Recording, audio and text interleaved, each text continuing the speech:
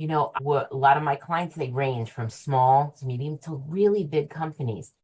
It's really common, even in very successful companies and big companies, that they don't carve out the time to do this. And in my corporate, before was out on my own, I had a corporate career and I spent 20 years in corporate America.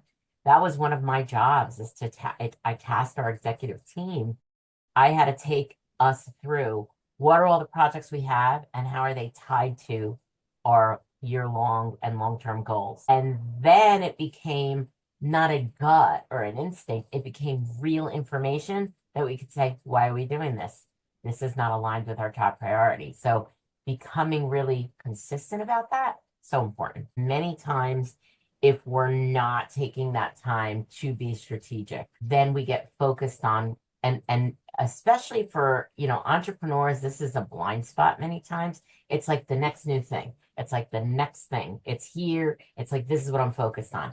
I think that can be those short-term gains that maybe haven't really been thought through of what the impact of that is going to be. So let me give you an example. A lot of companies, ones I've worked in and with, and I have this myself in my own business. I have to be really thoughtful. If I am choosing to put energy of my team on something, it's an opportunity cost because then it takes away from something else that they could be spending their time on.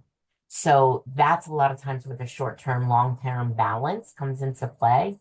It's like there's always going to be a cost, whether that's financial or other resources, people resources.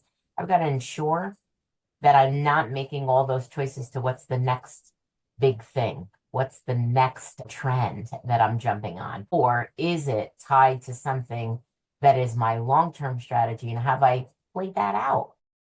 Things change for sure. I'm not going to, say that you can't change your focus, but it's taking that time to really look at that and be thoughtful and clear on why you're doing something and that you've weighed out the short-term gain or potential versus the long-term impact. In our country, we have had this issue of short-termism now for, 30 some odd years. We never had that before.